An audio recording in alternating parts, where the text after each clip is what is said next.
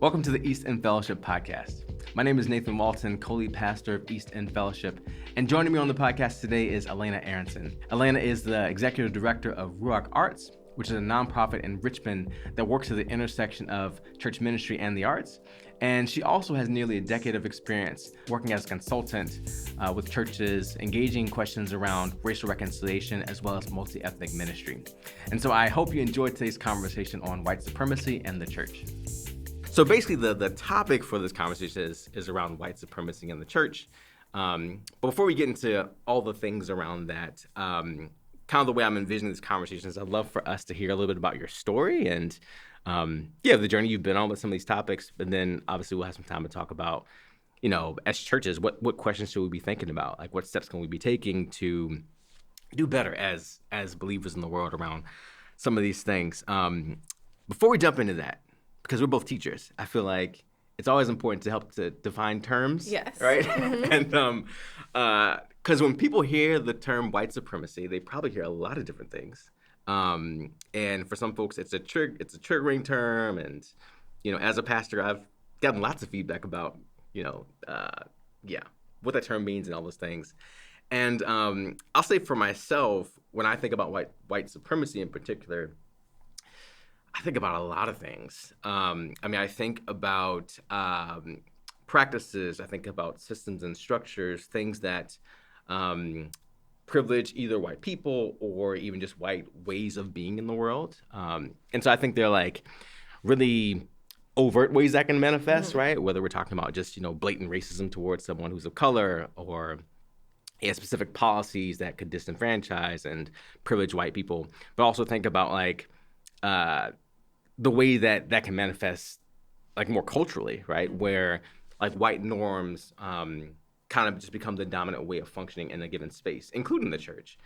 And so I think about some of those things, but for you, I'm curious, when you hear the word white supremacy, like what things come to mind? What features do you feel like characterize it? Like what does it elicit for you as you think about this topic of white supremacy?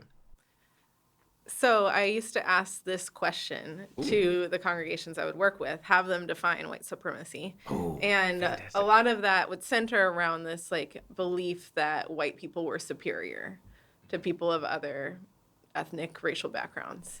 And I think that's a simple way of understanding it. And it's something that you can see ingrained in our history. But it's a little bit too vague in some ways. And I agree with what you said about all those different aspects of it. One thing that we used to say was that white supremacy is a spiritual principality. Yeah. And I think that's important because it acknowledges that it's bigger than any of us right now. It's bigger than just personal prejudice, acts of discrimination. It's something that has taken place within our souls in a way, and we need like the power of God to overcome it. Yeah.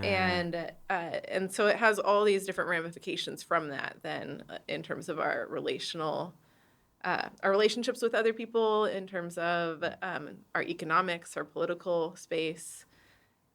So it's pretty pervasive. Its tentacles are everywhere. I mean, what you said, it reminds me of so Pastor Daniel Hill, who wrote a book, White Awake, and then wrote White Lies, like talks about how white supremacy is demonic, right? Or I think about I think it's David Swanson, who wrote a book where he talks about how, hey, people have been discipled into this, and so they need to be discipled out of this, right? And so to me, it's like, that's such an important point around how this is spiritual warfare in a lot of ways, right? It's not just a, secular topic that we could deal with if we want to, but it's like, no, this actually has shaped and malformed so much of the body of Christ.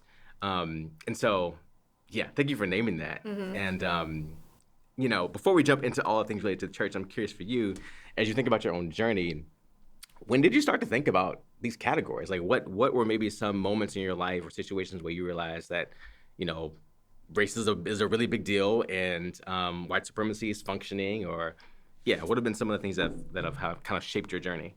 Yeah, there's been a few stages for me. I would say I might look like the typical vision of a white person that someone has. I've got, the blonde hair, blue eyes. But my experience has not been very typical. Yeah. Growing up, my dad's work was in health disparities, specifically in African American male populations. Yeah. And so there was a lot of relational ties there. Sometimes we lived in neighborhoods that were more diverse than others, but I knew about systemic issues from an early age because of my dad's work. And my mom grew up on 4 continents before, like, I think the age of 10, and never felt like a very strong connection culturally to any one place. So that was an interesting place to come from. And then Yeah. I think a key moment for me was in middle school. I was a little bit nerdy, and I tested, my test scores put me into the top like percentage of students in the district, and they sent us to a specific school altogether to be in accelerated classes. And the school that they put us at was the school with the lowest testing students, so that we would bring up the overall testing scores. Wow. And they wouldn't have to get rid of the school. And that school was in a very like economically poor Black community in Greensboro, North Carolina. And it was basically like 2 worlds in one school. You had different teachers for all your core classes. My classes were very white and Asian. And then the rest of the school was very Black. And we would have crossover moments in like the arts, PE, languages, but everything else was separate. And it was a really interesting place to be because there were times when I felt like I experienced maybe bullying or different things, like especially in the bathroom. And I remember talking to my parents about it. Like, what does this mean for this to happen to me? And reckoning with, like, what does it mean to be a white person in different spaces? And also my parents helping me understand the difference between, acts of prejudice, that we all have prejudice against different people and things and experiences. But what's the difference between that and racism? And so that's, I think, my first place where I started to really wrestle with the question of what does it mean to be white, which has been a very pervasive question for me. And then I came to a stronger place of understanding when I was a songwriting intern in 2011 at East End Fellowship. And I was the token white intern of the group. That's what we jokingly called me because they needed a white person to participate, and I got in there last minute. And and I remember being overwhelmed in a variety of ways. Part of it was that I had never written songs before, and I was in a songwriting internship. But also another part of it was I felt like the way that people perceived me was very different from the way that I perceived myself. And I recognized that I was bringing things in just because of my racial identity that I didn't necessarily identify with, but people were going to perceive about me regardless. Wow. And that was actually a really important moment for me because before that point, I felt specifically like I don't know really where I fall in culturally, racially, because I don't feel like I fit in with the white American norm, especially during that time. And my parents didn't either. So recognizing there's a difference between how I understand myself and how I'd be perceived by society was really important in being able to own the challenges of being white in America and not just divorcing myself from that reality because I didn't feel culturally connected with it. Wow. That is a fascinating journey. And, it's like you've had this kind of, childhood of like begin to kind of ask some of these basic questions and having some of these experiences where that could feel like displacement in some ways, right? But then also feeling the dissonance between, like you said, how people perceive you versus how you actually see yourself. And I'm curious how, like, especially as you were growing up, how that intersected with your involvement within the church. Did you feel like within churches that you were part of, you saw connections between what you were learning in church and kind of what you were learning about identity outside of church? Were people in church talking about these kind of questions? Like, how did faith intersect with how your ideas were began to develop? It's really funny because my parents, like, we went to predominantly mega churches when I was growing up, and we didn't fit in at all. But we were there. They had good youth programs and different things. And we definitely, I don't feel like those spaces did a lot to form me and my identity, especially as it connects with being a white person in America. But I learned so much by just how my parents interacted with that space, because they didn't agree with everything and they would talk about it. I learned from a young age that you can be part of a community without agreeing with everything, and that you can be kind of a separate person with separate ideas and still be part of the community. And I think that was important for me. But a lot more of that, like, forming around race and identity happened actually at East End in the last 10 years. Wow. Yeah, I feel like it's not surprising to me, but in some ways, like, oh man, it's a reminder of how, like, so often in our churches, there isn't any intention. It's like churches are always forming us, right? But there isn't necessarily always intentionality around, like, oh, here's a way that, understand the gospel or understand what God is doing should shape how we think about racial identity or ethnic identity. Meanwhile, these churches are actually forming us in a lot of ways, right? Often both positive and negative. We don't see it. Yeah, we don't see it, and the people and the structures and all that stuff that's forming us isn't even always super conscious, right? It's like, oh, we do this because it's the way the church always does it, right? Not realizing, oh, we're actually setting up a space that is embracing white normativity, right? Or it's privileging certain cultural expressions over others, or it's structuring things such that certain people's voices are being marginalized. And we don't even know we're doing it all the time, but then we shape people's expectations of the church because this is what we normalize in the church. Yeah. And that's a lot. And yeah. It is. And one of the questions we used to ask congregations before we worked with them was we would ask people how they felt their spiritual identity was connected to their racial identity. And there was like kind of a scale. And a lot of people said not at all.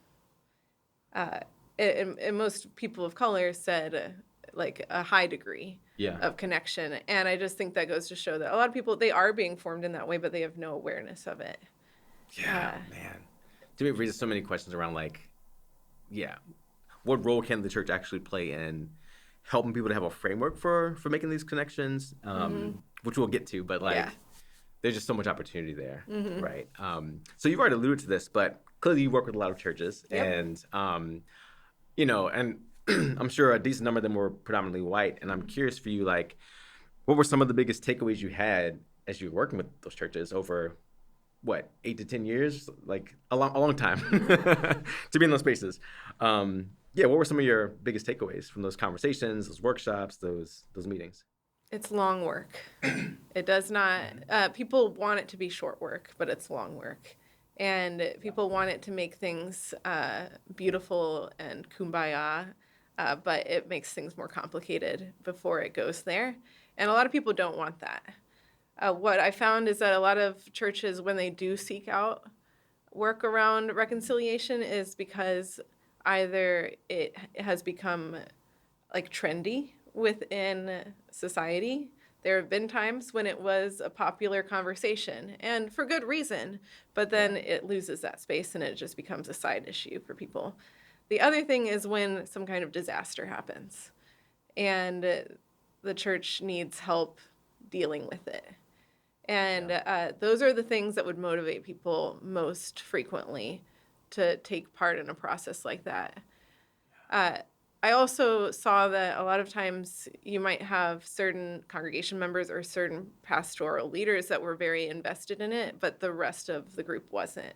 And it's really hard to make progress happen without that. So we had to see discipleship as something that was core to it, and you had to do that with both leadership and congregation. Otherwise, you're not going to get anywhere. Jeez. It's complicated. That's a long, no, you're right. And you kind of allude to this idea of like how, some event might happen or a tragedy might happen or something that now the church reacts to, or there's a trend of that moment. What do you think helps to make that reaction sustainable, right? Like, what can make it not just be this happened last week, so now we got to talk about it for a couple of weeks and then we can go back to our regular scheduled program. Like, what do you think can help people to remain engaged and accountable to kind of that process? I think people have to have a vision of what can be. It can't just be a vision of what you're going to end, what you want to get rid of. That's why I don't really love the terminology of anti-racism, because it's just trying to get rid of something, but doesn't provide a picture for what a reconciled society or reconciled community looks like. Mm-hmm. People need to be inspired by that, and they need to see the ways that it is harming them by not being part of the process. And that is stuff that you have to continually remind people and help them see. And they also need to see how it's connected with their spirituality, that like it is a biblical thing. It's not just like a social issue. And that a lot of the congregations we worked with did take the Bible very seriously. And if you help people see how it is connected, how it's present, how they should care about it as a Christian, you do get larger buy-in much more quickly. And that's a benefit of working with churches that take the Bible seriously. Yeah. It's an important part for them.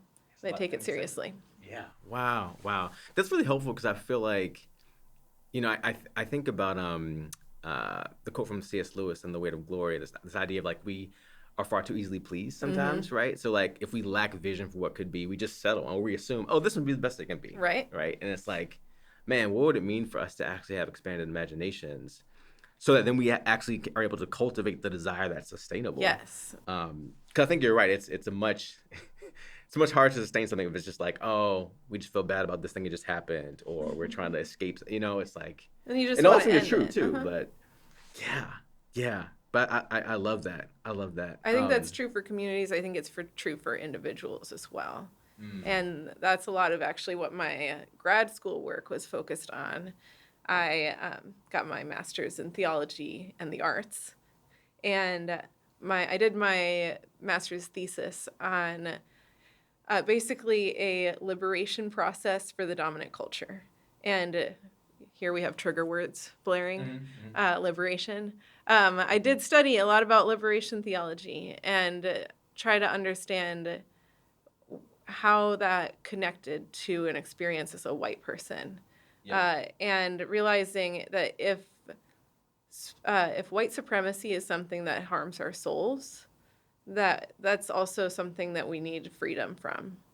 We need healing from. And it's not to overtake anybody else's experience of what they're needing from liberation, but to recognize that like white people, we're not just like privileged, happy people that have all the things and praise God, everybody should be like us. Like this has malformed us. And I don't think white people will want to be part of the journey unless they recognize their brokenness. There's not a good impulse otherwise. Yeah. And so what does it mean I guess part of what I wonder is, what does it mean to shake someone out of that, right? Because so much of the way that white supremacy functions is it engenders comfort for white people. And so then it's like you need some other thing to shake someone out of that, to say like, actually, this isn't the best. Right? There's another way to live. And also this is actually harming you spiritually and also harming you socially and relationally. Like, what do you feel like can help people to kind of become more aware that it is malforming them? Or even to become more aware of how to even identify it, right? Because to me, a lot of this is around like this spiritual reality is functioning, this principality is functioning, but and by we I really mean anybody is susceptible to this. Like there are situations where we are not able to see. We don't have eyes to see what that is. What do you think can help us see? Well, we're not going to see very much if we're just in a homogenous space. And so relationships have a big influence on people being part of this work. If they're part of a church that like is multicultural, multi-ethnic, that's going to often bring people into more awareness of different experiences, which can help people see like, I don't like what's happening to my neighbor and how it's different from my story. And there's an exploration there out of care for someone. That's one, I think, big things that happen in society, like a lot of instances of like Black people getting killed by police. Those have often become things that stirred people to ask questions. And those are moments where people have an opening to consider, like, is there a systemic issue happening here, for instance? Those things kind of rile people up to at least be invested in the conversation. And then I think a lot of it is slow work of helping people connect the things that feel uncomfortable about hearing other people's stories with a sense of how they've been malformed. We live in an individualistic society, and a lot of the time we don't like these conversations as white people because we feel like it's not our fault. Why should, like, I didn't do this. I don't want this to be the reality. Why are you making me feel bad about it? And I think we need to move it from just feeling bad about it to lamenting the bigger problem, and then finding in humility the space to recognize where we're part of the brokenness, or how we've been called to be part of mending the brokenness. That's a good word. I mean, it reminds me of it reminds me of a couple things, but one of the things it reminds me of is the way that individualism functions in a lot of this. So I remember years ago I was in a church where the pastor had everybody stand up, and this is after a sermon he'd preached on how do I explain this? He was preaching actually about kind of the history of segregation in the United States and how it had manifested in the specific city. And he was talking about the church's role in a lot of this. And basically what he did is he had us all stand up, and he had us do basically read a corporate lament out of the Psalms as a way of saying, like, crying out to God, right? And I remember a couple of days after the service, there's a white guy who we were in a conversation. He said, "Hey, just wanted you to know, like, I just couldn't do that. I couldn't stand up because I wasn't there, and I didn't do that. I wasn't around." And so I say that because what you said makes me think about the way that individualism functions, right? Individualism functions on one level by us becoming very ahistorical, right? Like, we distance ourselves from our people, our country, our land, whatever, like, because we are these autonomous beings who have our own free will and are connected to these histories. And I think that individualism functions because it leads to what in Divided by Faith, I think they talk about this as anti-structuralism, right? So, like, we can have an inability to understand how systems are functioning and how we then are participating, or at the very least benefiting from these systems. And I guess one thing I wonder is, like, what can break us out of these unhealthy aspects of individualism, right? Where we either detach ourselves from history, or we detach ourselves from the systems that we are functioning within and inhabiting. Yeah. Like, what do you think about how do we deal with that? I think there's two main things that are helpful. Yeah. So one of them, an analogy that's been really helpful for me has been about, let's say you inherit a house from your grandparents, and there's some things that happen in that house over their time. Some of it might have been that they didn't keep up with things very well. And now you have inherited the house, and there's issues that the house has that are going to happen. You didn't make those issues, but now you're left to deal with them. Are you just going to let them keep happening because you didn't make them, or are you going to make it a house that you want to live in? And I think the same is true for our society. We didn't all create the issues. We might be exacerbating them in times, but if we have inherited this history, this society, and we want it to be a good place for us and for the generations to come, then we have to take ownership of it. So I think people understanding that even if it wasn't their fault specifically, that there's a value in taking ownership. I think that's a really big aspect of it. Yeah. Another thing that stands out to me is I've done like anti-racism workshops and things where people, one of the assignments was they split the group racially. Like, there's a white group and a group of people of color, and they asked us to name things that we liked about being white or about being black.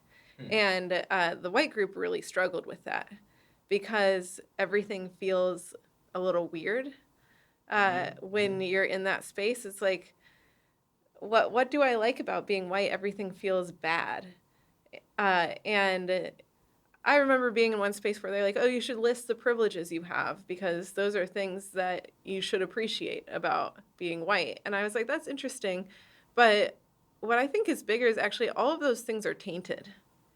The word privilege is not very helpful. It makes it sound like something good. But when it's all at the expense of other people, that's kind of gross. And we don't want to say like that's something we celebrate. I think a problem is that white people don't have a redemptive image to live into because our historical experience in America has been one of participating in or turning a blind eye to oppression, while marginalized groups, their experience is having to create an identity that's in opposition to the oppression that they've experienced. And so there's things to celebrate about who they have chosen to be and say about themselves in the blow of oppression and dehumanization. And so a big part of like my master's work was actually realizing that we talk about oppression being dehumanizing to people of color, to marginalized groups, but in fact, it's mostly dehumanizing to the people that do it. If you are participating in dehumanizing others, there's something broken in your soul. And for people to understand that everything is tainted and that we need a better identity to be able to live into, I think that's part of the process. We actually have to change our language about it all. Yeah. To me, I'm like, honestly, I feel like that's why the gospel is actually so important. And it's also why I feel like a lot of times we struggle with these issues and confronting them because we actually don't, at a very deep level, I'm not sure we actually believe the gospel. Yeah. And the reason why I say that is I feel like if the gospel is very much a story of actually acknowledging, oh, this is the sin that we, inhabit, that we carry, that we participate in, we're active agents of, like we have to acknowledge that, and actually Jesus is big enough to address it. Actually, he already did, right? And the Spirit can regenerate us. Yeah. But I think because we actually don't fully believe that Jesus is big enough, we are afraid to actually face it because the shame feels too heavy. Well, we haven't even connected them oftentimes with our spirituality, and so we address it in political ways. Yeah. Jeez. And we know that goes really well. We've got a lot to learn as a church and society. So, I mean, you've already kind of named, a lot around like some of the things that can help pull someone out of, just going through business as usual and being able to actually take the blinders off and see, oh, here are some of the realities that are not only impacting groups of color, but are impacting me if I'm a white person.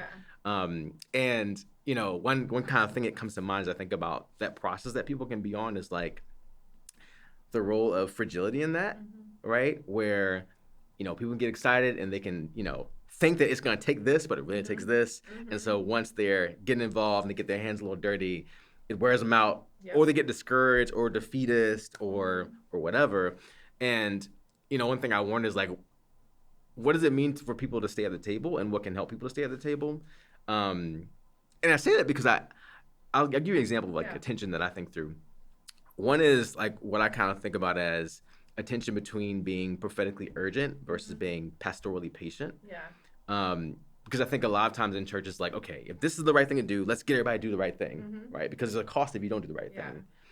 But if people don't even know, other than new the conversation or whatever, it's like, how do you bring someone along, but not allow that aspect of it to lead to complacency or compromise?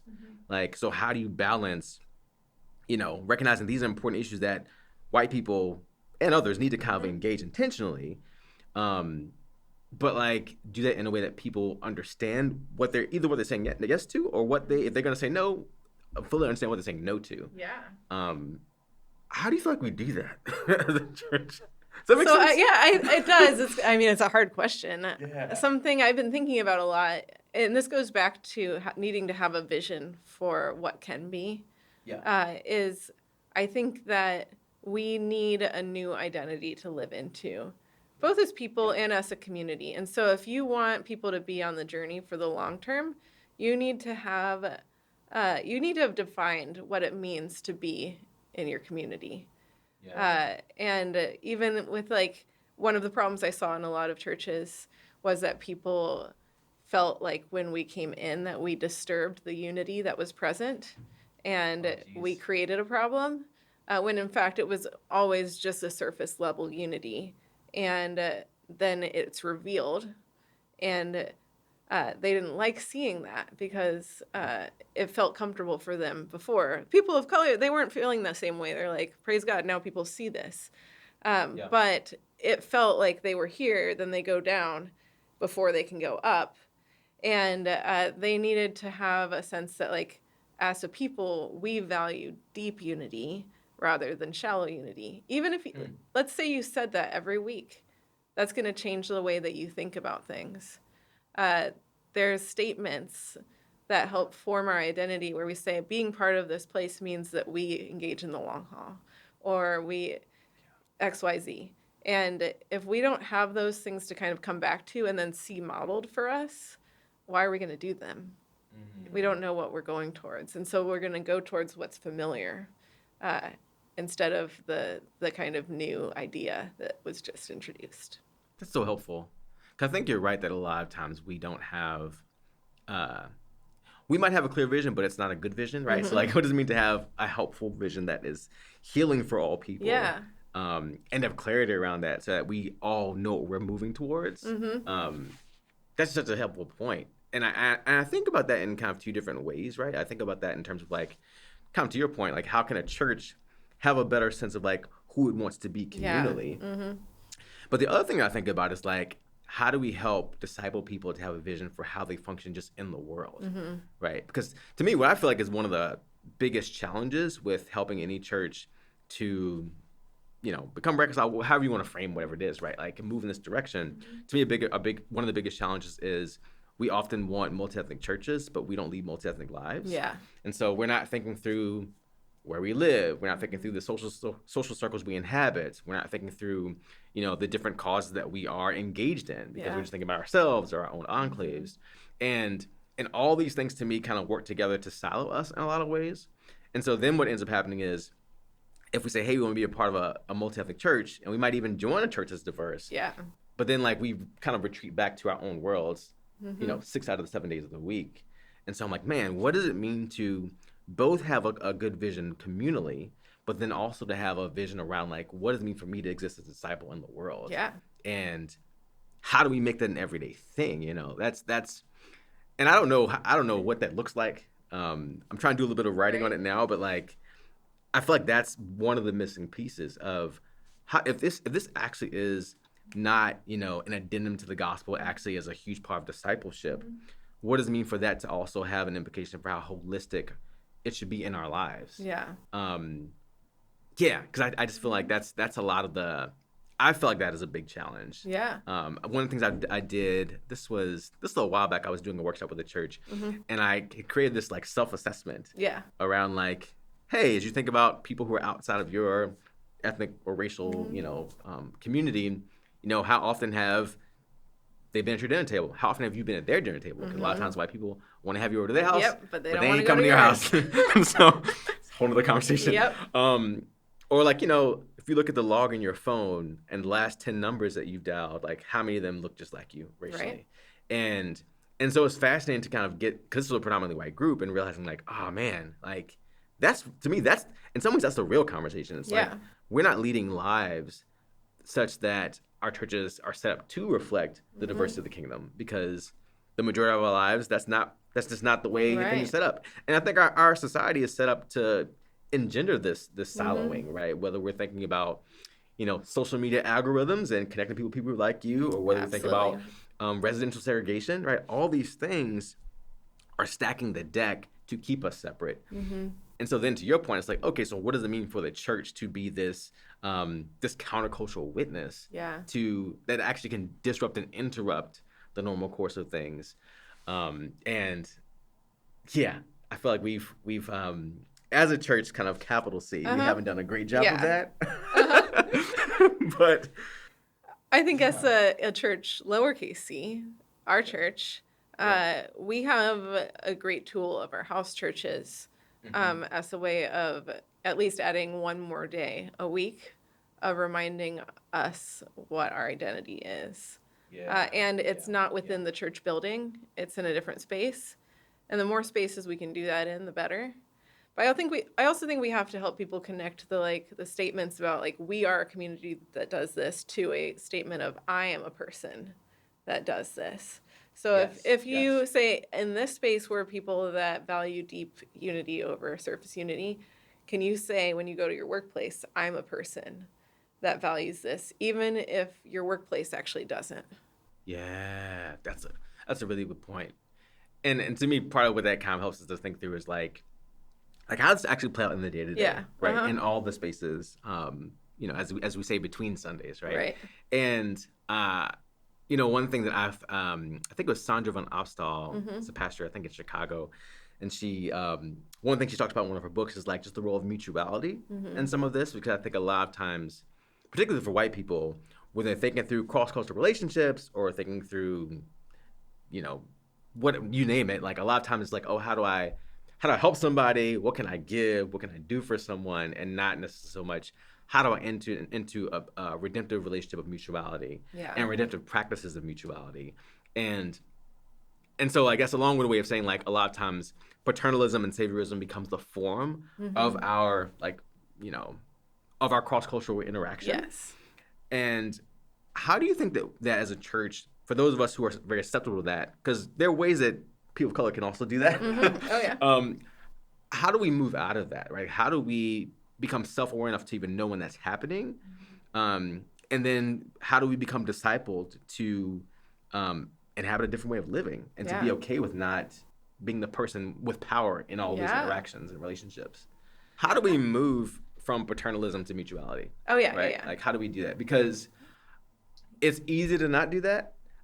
It's easy for paternalism to masquerade as mutuality or masquerade as godly mission. Yeah. And that doesn't actually serve us super well as a church. So when we were working with congregations in my previous job, one of the things we'd often say is you have a tendency towards triumphalism. You want to get to the place in the story where everything works out. And we talk about a lot of things in church like that. You're going to be healed. And we tell the stories of when things got to the moment of triumph. I think actually at East End, we're pretty good at going into the other spaces as well. But a lot of places aren't. Yeah. And we don't know how to deal with that in-between space. It feels really icky. And either we avoid those stories or we ignore them and we go towards the triumphant ones. And so something we tell people is when you feel like you've got to fix a problem, don't do anything. That's actually it's not very helpful, for one. And it's not going to be a formational thing for you. We tell people the first thing you need to do is lament. Yeah. And that doesn't mean you never do anything of action, but hopefully you take time to acknowledge how it makes you feel about yourself, about God, about your community, your society. Maybe in the process of that, you'll see that you might be part of the brokenness. But hopefully by the end of it, you actually can sense the Spirit telling you how to respond rather than you just going into Savior mode. Yeah. Allow God to be Savior and you get to participate in it. And so a lot of the times I tell people, don't make a new ministry. See what you can partner with. People need to feel the pain before they go and try to fix the problem. Yeah. And recognize that they don't know what they're doing. Maybe there's other people that know how to do it better.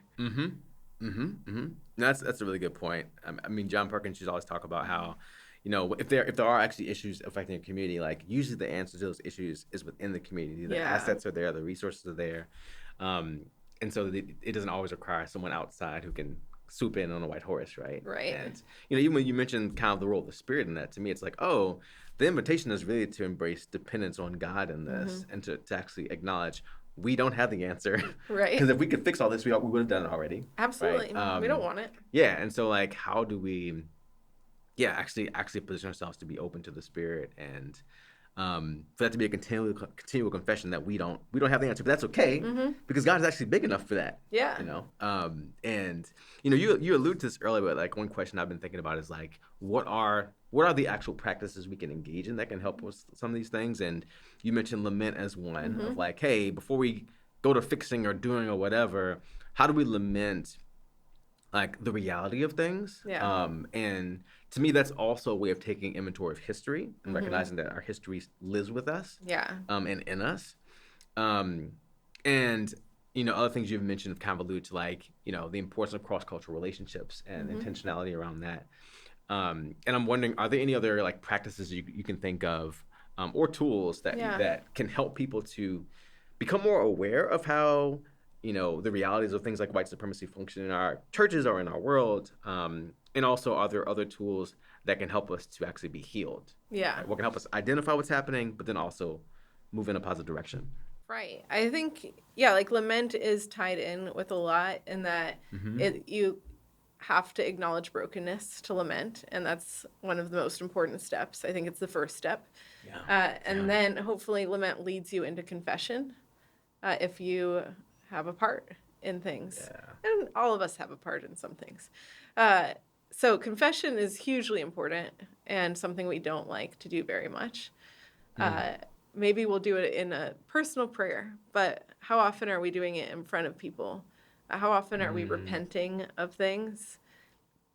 We're not very comfortable with that. No. We have to learn to have grace on ourselves in the process too, instead of just getting stuck in feelings of shame. When we do acknowledge a brokenness, we need a community that will still love us and accept us in that space. And then we have to recognize that you can't have reconciliation without justice, without repair, and that it does require something of you, and so you can't just say, oh, I did this, or this happened, or this makes me upset, and then not take part in the healing. And especially when it's a problem that you've had a part in creating. So those are things that we need a community to lead us in. We need peers. So I think people are really important in it. And one thing that I care deeply about as a white person is something I've seen over and over again is white people, when they do get on the journey around racial awareness, is that they develop a feeling of shame by association towards white people. And they don't want to be associated with the people that think and act the way that they maybe used to think and act, because it feels bad. It's tied up with their identity. And so they separate themselves from the community that needs to hear their story the most. Wow. White people need to hear from other white people that have gone through the same thing. And so I think one of the most important things is for white people to recognize that, like, we can love other white people, and we don't have to be so scared about being associated the same way. It's going to happen regardless. Instead, how do we bring people along with us? How do we disciple people, and how do we not leave that all for people of color to have to do? Because that's not necessary. For one, and it's not nice for two. And for three, we just actually understand other white people's experiences better, and I think can speak into them well. So I think white people are a huge part of the work of reconciliation, specifically in getting other white people on the board. And I don't think that we can heal the racial brokenness in our country without white people. I think lots of people would like to do that. And I understand that, but there's too many white people to be able to do that. There are a lot of white people. There are a lot of white people. Like. So, how do we actually see that as a mission field, as the people to love instead of a people to scorn, because we're on our racial awakening journey? Fascinating. I mean, I love that, and it reminds me of like how, like, to your point, like this actually requires everybody, right? And I think one thing that kind of strikes me is how, like, on the one level, there's a role for white people to play in this journey, especially within the church. but then at the same time, there's a role for people of color in terms of like, well, I don't want to speak about people of color because I can't, but I do think, in this way, I think about Acts chapter 6 and the way that like there was a tension between the two groups of widows within the church, and how members of the marginalized group were put into leadership to remedy the solution, right? So it's like, oh, there's an aspect of this work that requires that those who are closest to the pain and and the underside of it are the ones who are empowered to lead and to help us. But then there's an aspect of the work where it's like, for those who helped to create this problem or whose people created this problem, like there's a role to play there too. Right. And so it's like, how do those things fit together, right? Like, how do we all, one, have enough clarity and consensus around what we're actually after, such that we all recognize our mutual responsibility in this. And yeah, it's a lot of work. It is a lot of work. And as like being part of a multi-ethnic space, I think that we have to have a lot of grace and humility towards one another from both sides. Of course, white people to understand better the challenges faced by people of color in society, and to not try and explain them away, and be there in the midst of that discomfort. But also, I don't think a lot of people of color recognize how hard it is to actually be a white person trying to live a different way. Say more. We aren't given a picture of it. So we don't have a redemptive identity to live into as a white American. And so sometimes that just means spiritualizing your story in an unhelpful way, which separates you again from things. But also, the more you read and talk and learn as a white person, at least in my experience, the more you realize there's a lot of things that you shouldn't do and a lot of things you should do. And you have to become so much more aware of yourself and how you're operating in a space and what other people are thinking and feeling. And it's exhausting. And we're not prepared to deal with the exhaustion because we haven't done with it before. We don't have to deal with it. Like a lot of people of color have had to deal with the exhaustion. And we're perfectly fine if we stop doing that and just live in comfort. It's a huge calling to actually engage in it.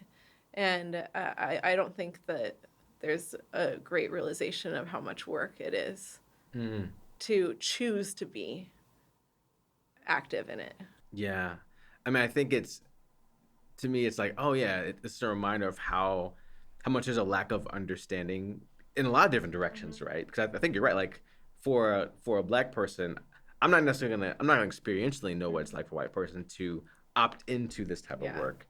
At the same time, a white person is definitely not going to understand what I'm experiencing, just existing as a white person, right? Absolutely. And those things aren't necessarily equivocated, right? But I think what is similar is I think there is a lack of experiential understanding, because in some ways you can't understand, right? And so, to me, it's like, oh, what does it look like to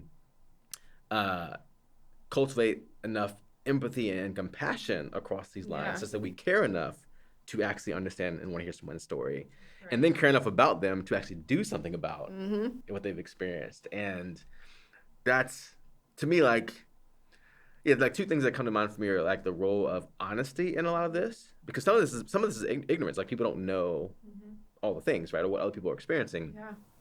But I think there's a situation where it's like, okay, the onus is on all of us to actually be able to name, to be able to be courageous enough to name what it's like in our skin. And to not do that in terms of we're not trying to do the Impression Olympics. It's not about that. It's just about being honest. And I think, to me, when I think about being able to be the type of people or community who can do that, it's like, man, to me, it's like building up a muscle. Like a racial resilience muscle, to be able to say, you know what?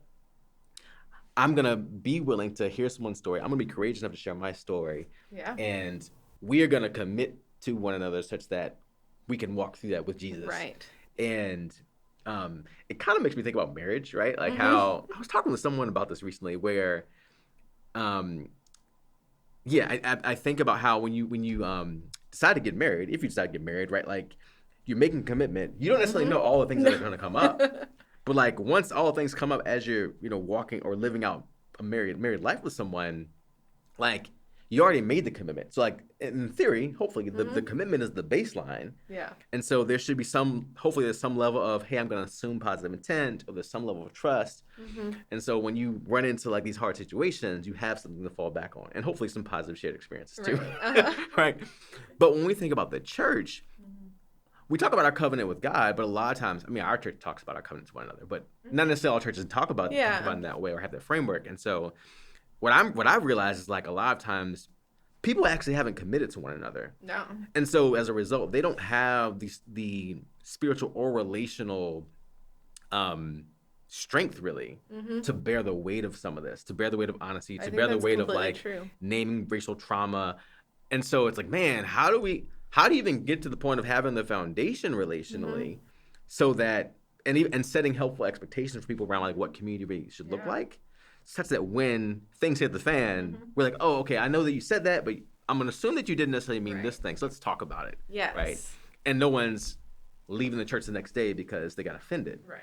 And so I guess a live question I've had in my mind for a while now has been like what are the preconditions for racial resilience, right? Like what are the things, whether it be practices, habits, perspectives, that can help us to have the foundation relationally and spiritually to bear the weight of when things become hard? Because like, to your point, if things never get hard, like it's always, well, I'll give you an example. If you talk to someone who's married and they're like, oh, we've never had a fight, that's not a good sign, right? Now, you shouldn't have a physical fight, but like, if y'all have never had an honest conversation about disagreement, I'm like, that means that your relationship probably isn't that deep. And so for me, I'm like, man, if we want to have something beyond a shallow Christianity and a shallow community, we have to have some of this relational stamina and spiritual stamina. And I think it's tied to what you said before around like the vision too. It's like, we need to have a clearer vision to help sustain our motivation. Right. But we also need to be habituated into it so that we develop the muscle. Yeah. And it's tall order, but like that's why we cry Jesus, right? We cry out the Spirit to do all this. And I think like it's similar to how you would do in a marriage, but it takes a different level of intentionality because you're not living together in the same home. You don't have to deal with each other. You have to opt in more seriously. And a lot of times we don't even really know what it means to opt in. I think we do that pretty well here. But do people always understand the gravity of that? I'm not sure. And then people need to have role models. They need to be able to see someone that is acting with racial resilience, to know that it's possible for themselves or what it looks like. If we can't see it, it's hard for us to do it. We live ourselves into new ways of thinking rather than think ourselves into new ways of living. That's right. And so we need opportunities to practice. We need deep relationships of vulnerability where we can honestly share without just posturing and defensive statements. So, I mean, they're the fruits of the Spirit. We need them to have racial resilience. And it's going to take time and commitment to a community and a vision. Just like you said, you want if your marriage has a problem, you might have a vision of what you want it to look like.